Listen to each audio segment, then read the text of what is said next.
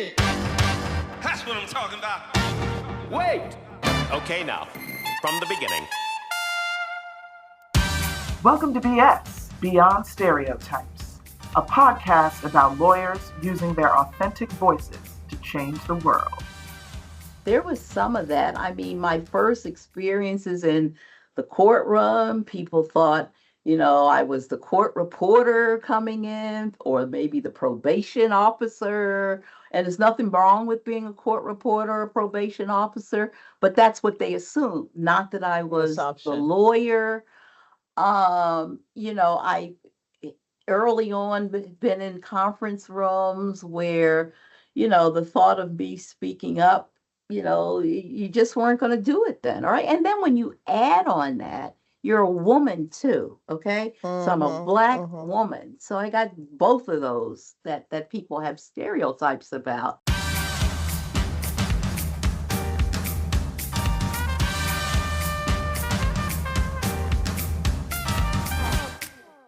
Welcome to BS, Beyond Stereotypes. I'm your host, Merle Vaughn. Here to BS with me today is Grace Speights, whose story I find fascinating and who will no doubt inspire all of you to embrace your authenticity. Hey, Grace, how are you? I'm well. How are you?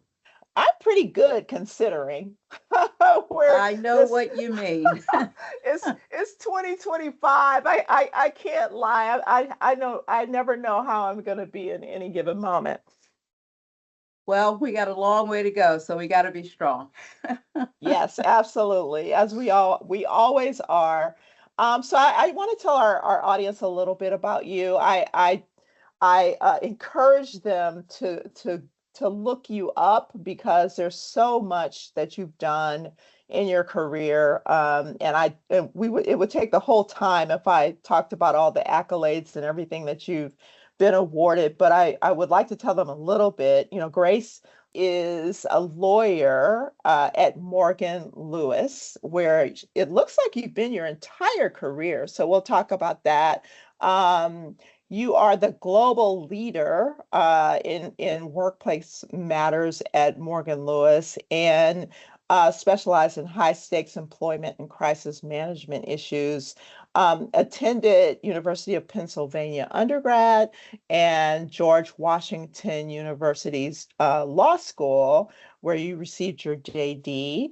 I would be remiss if I didn't recognize that you were the first African-American female partner at Morgan Lewis, which is huge.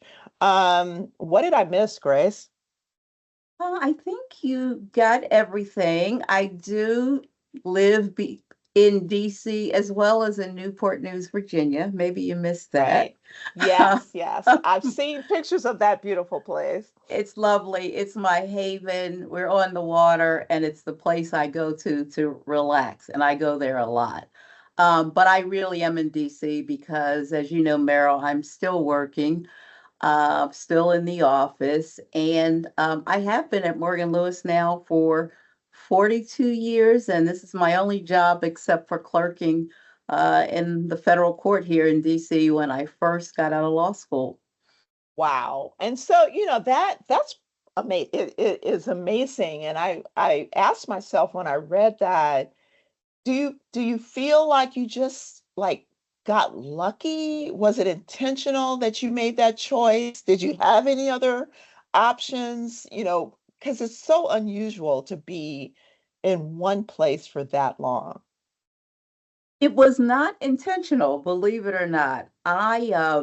You mentioned, we talked a little earlier about my background, and, I grew up in Philadelphia, and I grew up in a very poor neighborhood. Mom worked in a factory, made draperies, and in going to law school, I thought, I'm going to go to law school and I'm going to get out of law school and I'm going to work for the people. All right. Right. I saw those factory workers. I saw how they were treated because my mom used to take me to the factory with her on the weekends when she didn't have a babysitter or someone to watch me. And she worked hard. I saw those conditions and I was convinced I'm going to work for the people. Um, After doing my clerkship, my judge, Judge Orby Robinson, who was Black judge and was the chief judge then, he has since passed, said to me, "Well, I hear you about going to work for the people, but maybe you want to make a little money first. Right. Maybe you want to make a little money. And because if you have a little money, it'll make it easier to work for the people." Mhm, And mhm. I'll never forget those conversations. So being from Philly, Morgan Lewis was the largest law firm in Philadelphia. And I did very well in law school and got an offer to join them as a summer associate. And that's another story we can talk about getting that offer. But went there after my clerkship and started in our general litigation group. When I got antsy about leaving the law firm, I was given an opportunity to transfer into our labor and employment group. And that would have been about in 1999. And I made that transition. And Merle, the rest is history. Mm. Really, really enjoyed the labor and employment work, primarily employment work, and it has kept me here. It's been a great experience, and I like what I do, and I think I provide a lot of value, even though I'm doing management side work, not Right. for the people, but the way I work, the way I counsel, and the kind of work I do, even though it's for corporations and management side, I believe it does, inure to the benefit of the employees who work there. Well, because you can advise them, right? It's advice and counsel. So in addition to litigation, and you can advise your clients to not do anything or repeat mistakes, Right. correct? You're absolutely correct. And I think why I have been able to build a successful practice in that area, based on my life experiences and how I grew up and how I saw my mom work in that factory. My whole goal in counseling and advising my clients is making sure that they know and understand how to make their workplaces safe, inclusive, and respectful. And that's where I start from. And that has been something that, my clients have appreciated. And that's the type of counseling that I do. I also litigate if I have to, but my Right. preference is, the counseling and advising. And the interesting thing, Meryl, is that I learned a lot of that. How do you make workplaces safe, inclusive, and respectful from litigating? You see in Interesting. litigation, yeah, you see in litigation what went wrong or what could have been better. And from there, you can counsel clients on doing those things to hopefully try and prevent litigation. So I want to hear a little bit more about your upbringing. I understand, you grew up in poor circumstances and your mom worked really hard. In terms of like your education and going to Penn and then on to law school, who inspired you? Who helped you? It's rare that you do something like that and not have had any guidance or help. Yeah, yeah. So there were a couple of people. First, my mom. All right, my mom who passed, I guess, 3 years ago, February 20 I'm sorry. 25th. I remember that's okay. February 25th, 2022, at the age of 97.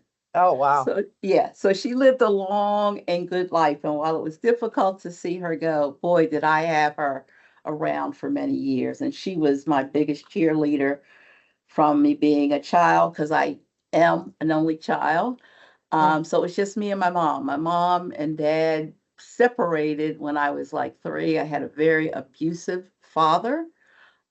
who was an alcoholic, and that alcoholism caused him to engage in physical abuse against my mom, and which I witnessed. And eventually, and fortunately, when I was around 3 or 4, my mom got the nerve to throw him out. She did not leave, but she threw Mm, him out.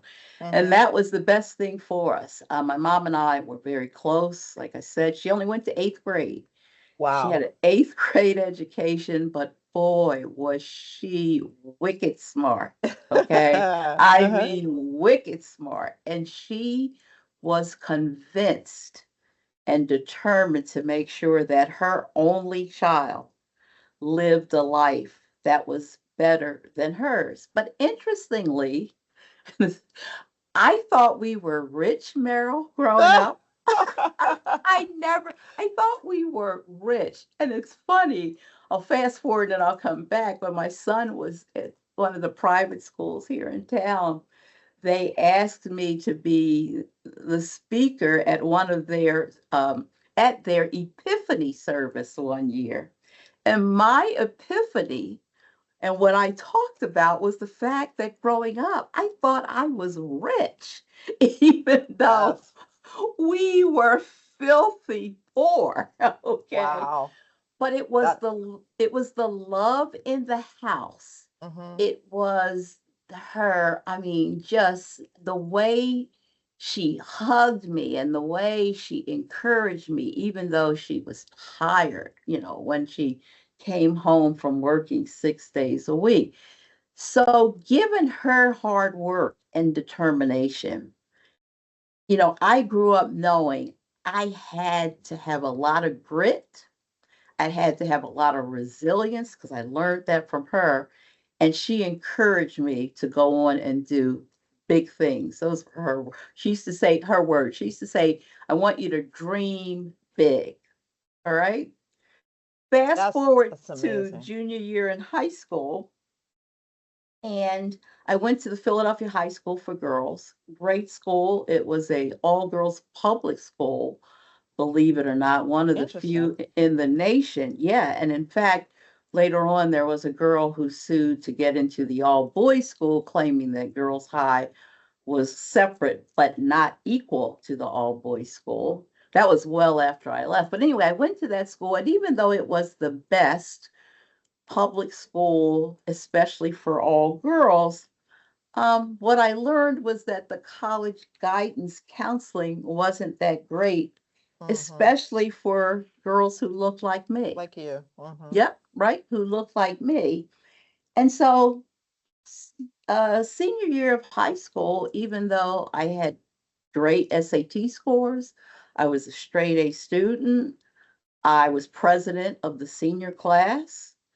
I was headed off to, at least as late as March of my senior year, an unknown, very small state school in Western Pennsylvania. Mhm. Okay. That was the college counseling that I got. Mhm. By chance, I happened to be awarded a scholarship from an organization in Philadelphia. And my mom and I went to that luncheon to get the scholarship award. And I was fortunate enough to sit next to Bill Brown. And Bill at the time was one of the very few Black partners at a major law firm in Philadelphia. Interesting. Yes, very interesting. And he, at some point, became an EEOC commissioner. I don't remember when. But anyway, my mom and I sat next to Bill. Bill had read all of my information because he was on the board of the organization. And Bill said, so, where are you going to school next year? And this was would have been March of 1975. Mhm. And I said, I'm going to this school in Western Pennsylvania. And he looked at me and he looked at my mom. He says, you're going where? And my mom repeated it. Uh-huh. He took his card out of his pocket. He gave it to my mom. He says, I'm going to call you on Monday. So look out for my call. Monday afternoon, my mom got a call from Bill Brown and Bill said to my mom, I want Grace to be at the University of Pennsylvania tomorrow. She has an interview there tomorrow. Wow. And I went to the University of Pennsylvania. And at that time, even though my college guidance counselor didn't tell me, and even though I was from Philadelphia, and Penn sits in West Philadelphia, Mm-hmm. they had a program in which if you were a minority student in a public school and you graduated at the top of your class, you got almost a full paid scholarship. Wow. And as we say, I got in and the rest is history. I ended up going to Penn. Wow. Wow. Wow. Wow. And so, yeah, I mean, like I said, anybody who tells you that they did, amazing things and had no help, I think it's just not true, right? No, no. And so did you stay in touch with Mr. Brown? Oh, I did for many years. And in fact, Merrill, I talk about him a lot.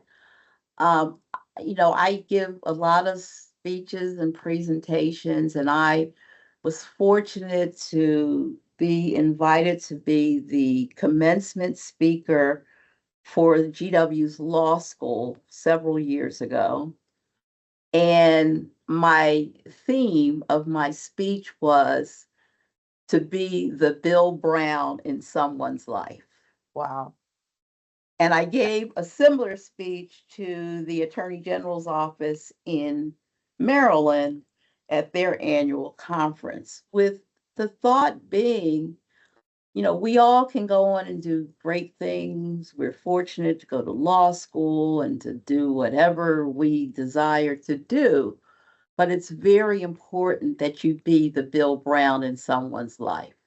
You got to Right. touch someone's life, hopefully more than one person's life, to help them, mentor them, and put them on the right track so that they can also be successful And pay it forward, and right? pay it forward. Absolutely. Well, and I have to ask you about this, and you don't have to answer if you don't want to, but having heard that story and how fortuitous it was that there was this scholarship and it was for, minority kids, and you fast forward to now, and all of those kinds of opportunities are being taken away. What happened, what happens to those kids? What happens to kids like us? Well, I think we still have to be focused on doing that. And we have to find ways to still fund and help those things. One, I think we have to get into the schools a lot earlier so that kids understand that they can be like us. Okay, they can go on and do great things. But I also think that we as people of color, as Blacks, we have to be willing to give back financially. It's Mhm. not enough to mentor and say you got to go on and do these great things. Those of us who are fortunate enough to be able to earn a decent living, more than a decent living, Right. more than we need day to day to live on, Yep. have to be willing to put money where our mouth is. And so, I've always felt that way. And, I've endowed a scholarship both at Penn and I've endowed a scholarship both at GW. And while those scholarships were diversity focused, they, I believe, are written broad enough to pass muster with any entity. So, Mm. I mean, my whole goal and focus is to have people who get those scholarships be folks who are interested in and committed to championing and promoting diversity, period. Mm-hmm. All right. Now, there may be people who aren't people of color who are eligible for those scholarships because they are interested in promoting diversity. And, in touching and making sure that that is being funded, I think is what we have to do. And there's no reason why an individual, even if I wasn't going to go through a university, that individually we can't set up our own foundations Right. or individually set up and provide those types of scholarships individually. It's Right. just so important. If if others aren't going to do it, we have to do it. And we have enough people who make that kind of money. I look at our entertainers, I Mm-hmm. look at our sports icons, I look at our lawyers, I look at our CEOs. This community has a lot of money, and we Money. need to be Mm-hmm. pooling it and making sure that our kids are getting the opportunities to move forward. Here, here. I totally agree. Do you think the word, I mean, I before all the stuff hit the fan, I had started saying, I don't even care about the word diversity. It's a word, I mean, we're we're here, we're not going anywhere. And so, but we do need to be included and we do need to be treated equitably. Everybody does. Do you think like just losing the word diversity. I know some law firms are changing from DEI to DI to IED. And I mean, what do you think of the direction or how to like get this the message out and get things done within this craziness that's going on? Yeah, and I understand why uh, law firms and corporations, are changing their focus and changing the wording more so. Mm-hmm. And a lot of them have to do it because they're government contractors. All right. Mm-hmm. Mm-hmm. And we've seen the executive orders that have come out, and the executive orders basically are putting companies, law firms, entities that receive federal funds or government contracts at risk for losing substantial funding. All right. So I understand that. However, there is nothing illegal Mm-hmm. about inclusion and Right. making sure that every person, every employee has equal opportunity and an equal chance of being successful. There's nothing illegal about that. Right. So I don't care Absolutely. what you call it, okay? I That's what really I don't. say. I don't care what you call it. What I care about is the environment, the culture, the behavior, such that folks who have different perspective, different life experiences, look differently, feel included and are given an opportunity.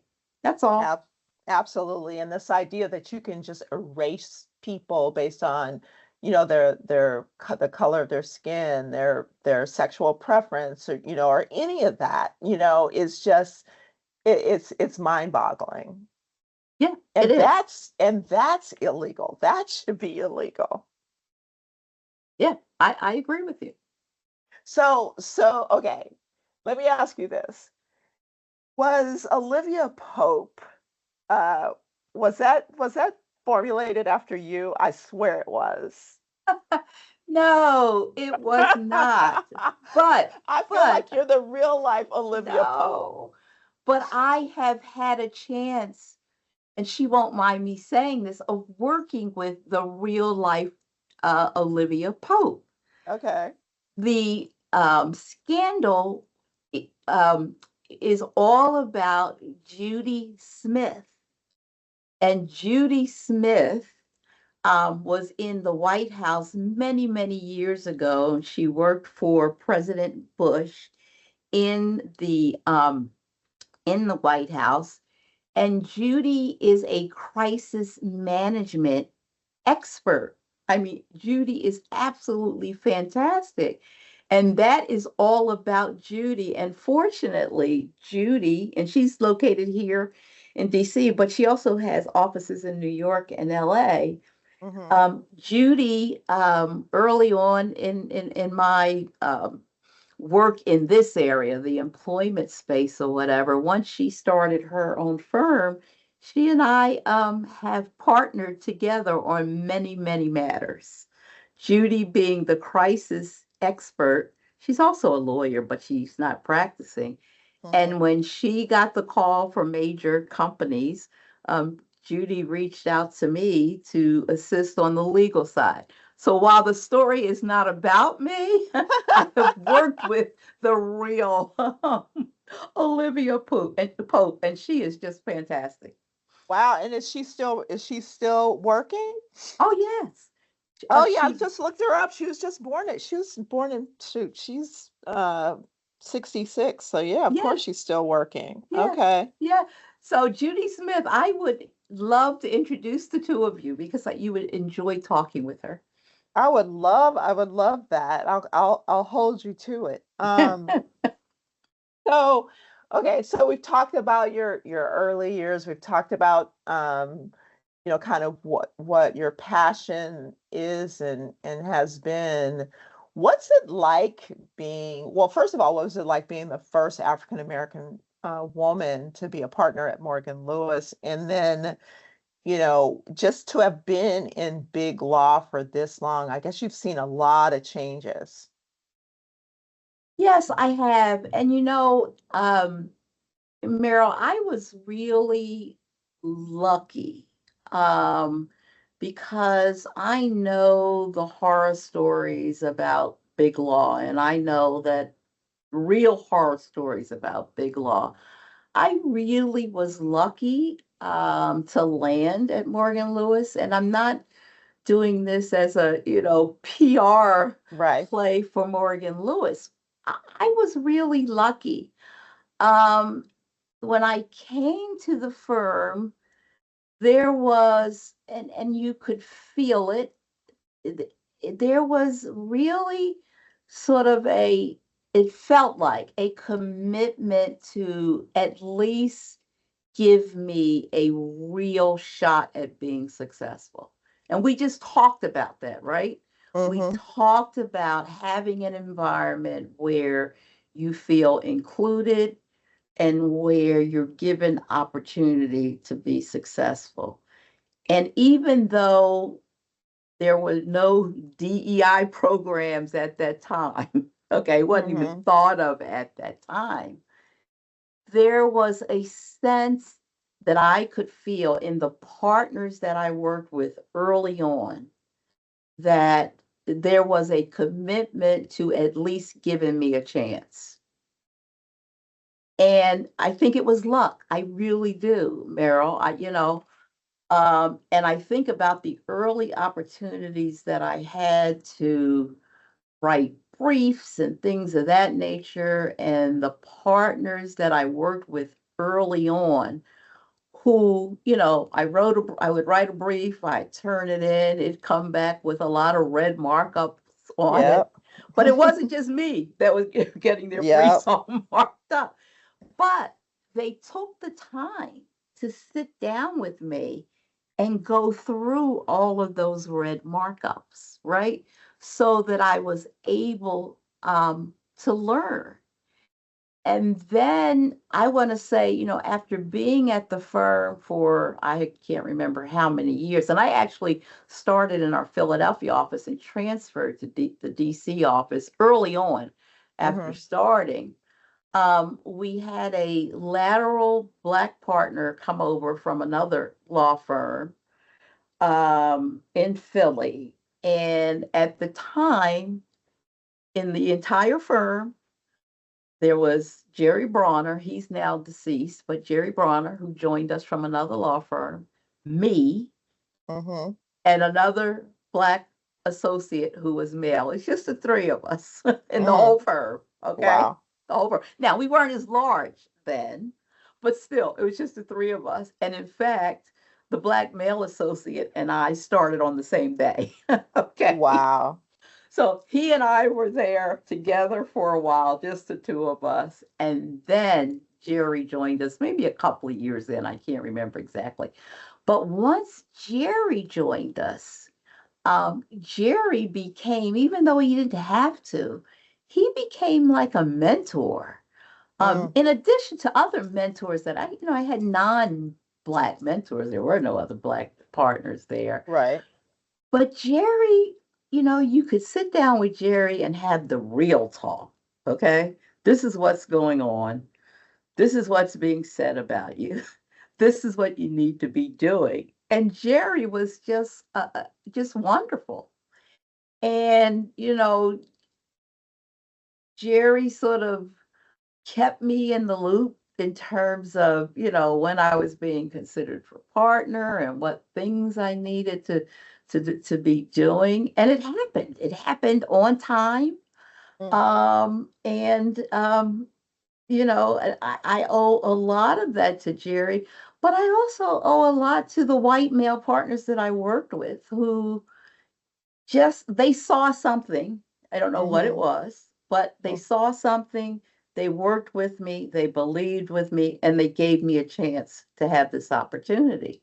Well, and that's kind of the idea of like a mentor versus sponsor, right? Because it sounds Yes, like Jerry was a great mentor, but you still needed those other folks to sponsor you correct. through the into the partnership. I think it was I interviewed uh uh oh shoot, I did an interview the other day and basically Ernest Greer, and what he Oh yeah. said was that you don't get promoted into a partnership, you get pulled up into a partnership. Yes, I would agree with him. I definitely would agree with him. And do you feel like okay, so here's my this is about stereotypes, right? It's beyond stereotypes. And I know that we all have had to deal with stereotypes and biases and all that. And do you feel like, there were specific stereotypes that you had to overcome in order to get where you are? Do you feel like you were able to remain authentic to Grace? And how much code switching do you feel like you've had to do? That's a great question because you probably won't believe me. So, of course, there were stereotypes. I can't sit here and say there were no stereotypes. There were stereotypes inside the firm. There were stereotypes when I walked into the courtroom. Okay. Hmm. There were Right. stereotypes when I walked into some client, of conference rooms, and some of the stereotypes being, she's probably an affirmative action, hire Yeah. here.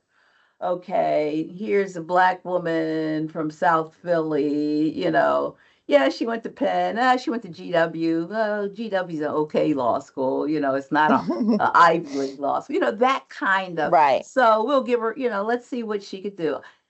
There was some of that. I'm not gonna to lie about that. There was some of that. I mean, my first experiences in the courtroom, people thought, I was the court reporter coming in, or maybe the probation officer. And there's nothing wrong with being a court reporter or probation officer, but that's what they assumed. Not that I The was the assumption. lawyer.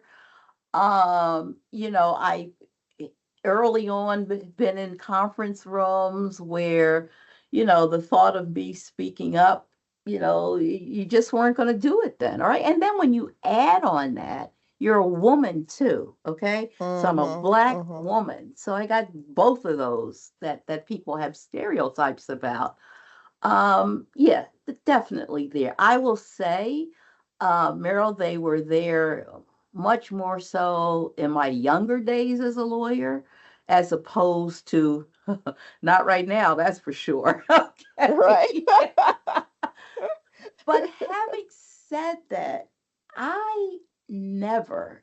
and I think this is why I have been appreciated by a lot of my colleagues and my clients. I've never coded or covered or anything like that. I knew nothing but to be myself. All right. Mm, I mhm. was raised in a poor neighborhood in South Philadelphia. I went to public schools in South Philly where I lived. I was dodging bullets going to school, bullets going Yeah. to the playground, and my mom, you look at my mom, you look at her background, there was no way I could hide from it. And frankly, it was who I was. And it was Mhm. why I felt I had the grit and determination, and why, with setbacks, I just could just remember my mom saying to me, even when I moved to Washington, she was still in Philly, bounce back. It's easy. Bounce back. You work too hard. Don't let that get you down. So I never hid who I was or where I was from. Anybody who knows me from my Mhm. earliest days of practicing law knows my background because I talk about it proudly. Okay. Right. Well, So, yeah, me too. I mean, I'm straight out of Compton, so of course, right. There you go. And I'm proud of that. right. All right. And, I have tell you once when we had our first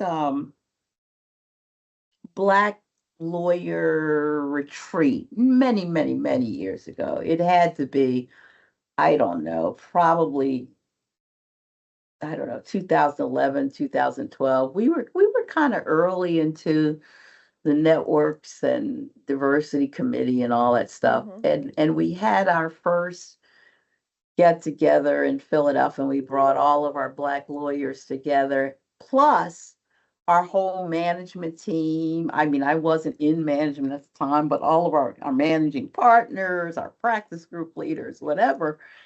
And they asked me to be the keynote speaker.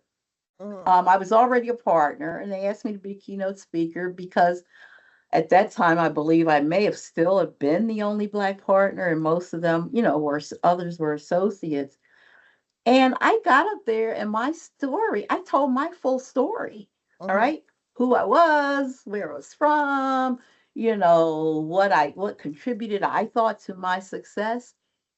And I had my white partners coming up to me afterwards, some who had not heard my story, who said, and I could see it, had tears in their eyes. Wow. Okay. Because it just, it was not something that I was ashamed of or embarrassed by. So yes, there were stereotypes. A long, long answer to your question. Yes, there were stereotypes, but I have never covered or, played codes and all of that.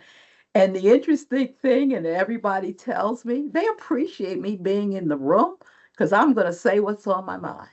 Yes, yes, yes. I'm there with you. Okay. Well, you know what, and the theme, the thing that comes out in just about every, and this is like my fifth year doing this, and when I ask that question, without fail, I get a very similar answer. And these are, all people like you who are highly successful and doing well, and but authenticity and being true to who you are and not being afraid to own it Right. is definitely, it seems like it actually contributes to success, which I think some people just don't quite understand. I know. I know. But I also think sometimes, Meryl, it has to do with um, that sometimes we believe that being authentic somehow puts us at a disadvantage. Right. Because I've talked to young associates about that, and they worry about sharing their full self or being their full self because they think it will be held against them. And my view on that is that if that's what you think where you are, you're in the wrong Wrong place. place. Thank you. Thank you. Thank you. Absolutely. Absolutely. I mean, it's just like in recruiting, if I've talked to people and they ask me to look at their resumes and they say, well, should I put on there, that I'm a member of this group or or do this or that? And I was like, wouldn't you rather people like see it ahead of time? And if they don't want you there because of who you are, you don't want to be there. They're Right, going to figure it out at some point. So why right, waste your time? Forget their time. Why waste your time? right, exactly. Your time is valuable too. Exactly. So, yeah. So, tell us about your fabulous kids. Oh, so believe it or not, I have two kids of my own plus two bonus kids. Oh, All okay. right. Because I remarried in October of 2020 in the midst of COVID, Pandemic marriage. pandemic marriage. But starting with my two kids who are just fabulous kids. And it's funny because, I do a lot of talking with associates both here in my firm, but I also get a lot of outreach from other folks who are outside of my firm. And, I talk about my kids a lot because I want to encourage um, women to understand that you can do this work in these big firms if you want to, and if that's Hmm. the lifestyle you choose. I'm not saying everyone has to. I'm saying if you want to, you make the decision, I am going to stick with this big law firm life, which means a lot of personal time sacrifice, Hmm. that you can do it with the right help and all those things that you put in place that you have to put in place. But your kids can also come out and be normal Right, right, and, right. and be great kids. And I can't say enough about my two kids because they sacrificed a lot having their mom on the road all the time. I was fortunate though because my mom lived with us and took care of them when they were little, which Mm-hmm. allowed me to do a lot. But they are fabulous. So I have a daughter. My oldest is a daughter who is 38. She'll be 39. I am so proud of her. Neither one of my kids wanted to be lawyers, and that's fine. It's Right. I okay. think that's a good thing That's a good sometimes. thing. That's a good thing. But she has a doctorate in physical therapy. And in February of 2020, I mean, she's been out since 2011. She's had her doctorate, so she was practicing with Mhm. other physical therapy practices. But she decided in 2019, you know what? I can do this on my own.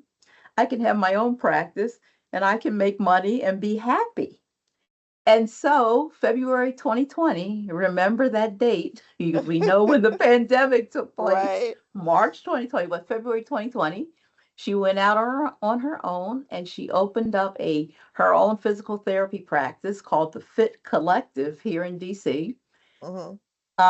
She had entered oh my God, a big lease. Oh boy. And she opened February 1, 2020. And then March, everything closed down. Hmm. In any event, she overcame it. She did a lot of virtual stuff, learned quickly. And fortunately, the district allowed medical practitioners and PTs fell into that to go back into the office in June. But in Hmm. any event, fast forward now to 2025, she's got two locations, about to Wow. open a third.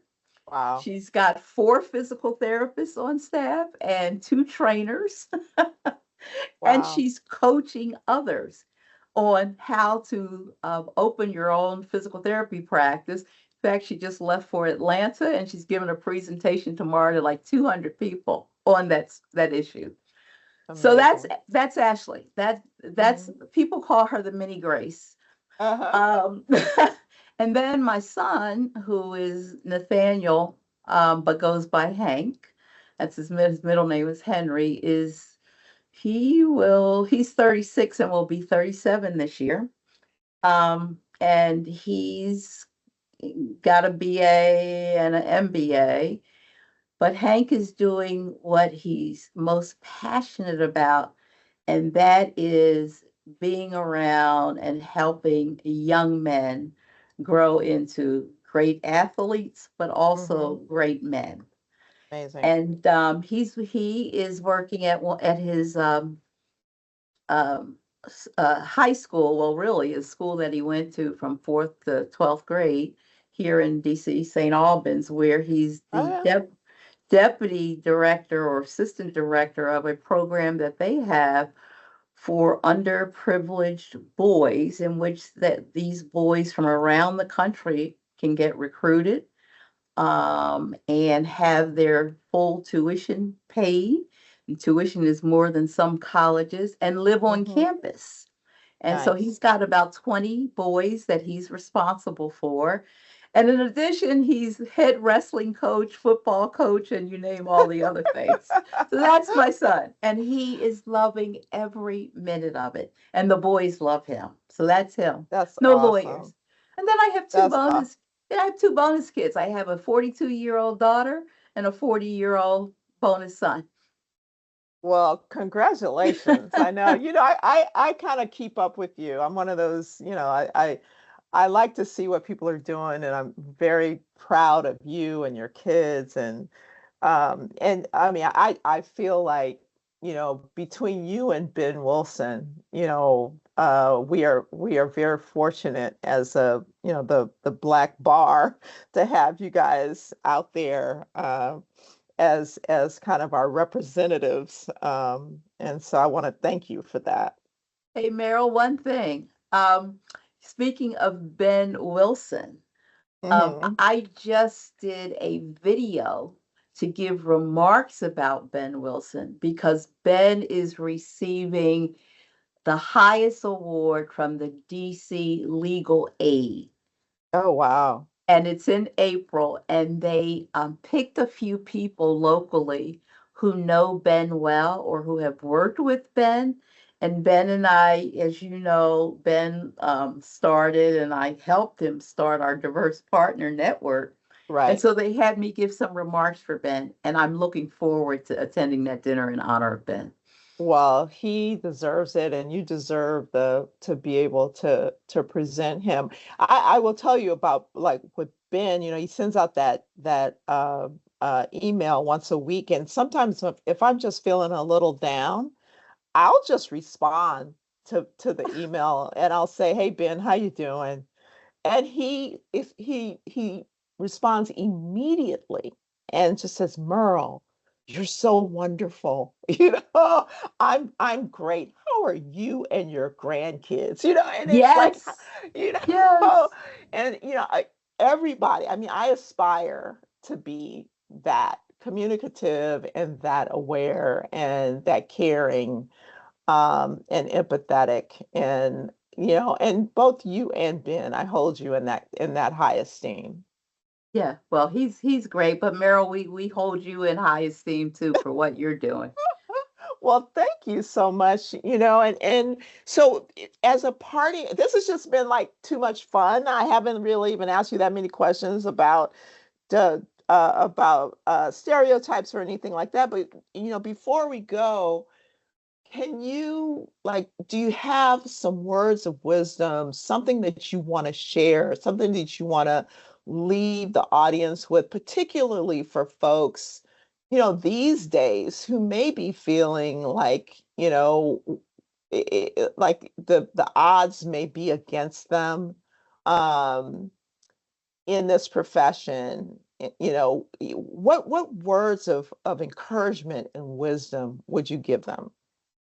So my words of encouragement would be, and it was true before all of this, and it will, and when I say all of this, what's going on in this country and attacks on DEI, and it's going to be true afterwards, is that you can't do this alone. So I circled back to the being the Bill Brown of someone's life.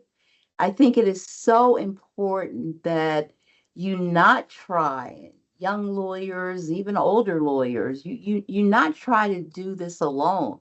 There are so many of us that have been around for a long time in this profession, for example, who can help, who can give you guidance, who can refer you to people to talk to.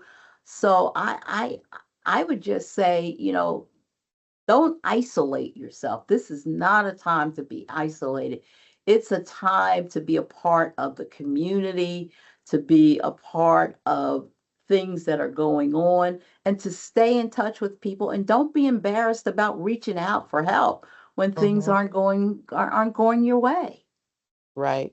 I agree with that 100%.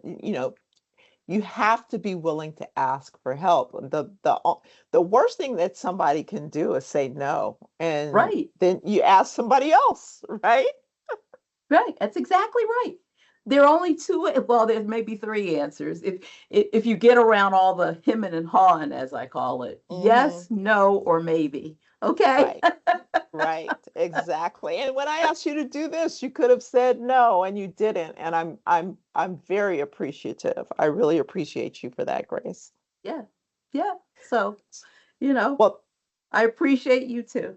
oh, so thank you, Grace, for being You are here to welcome. BS with me today. And thanks to everyone for listening. And until the next episode, remember that everybody is different and different is good. Hit it! That's what I'm talking about. Wait! Okay, now, from the beginning. We hope you enjoyed the stories shared in today's episode of BS, Beyond Stereotypes. Join us next time when another authentic personality unleashes their uniqueness on the world.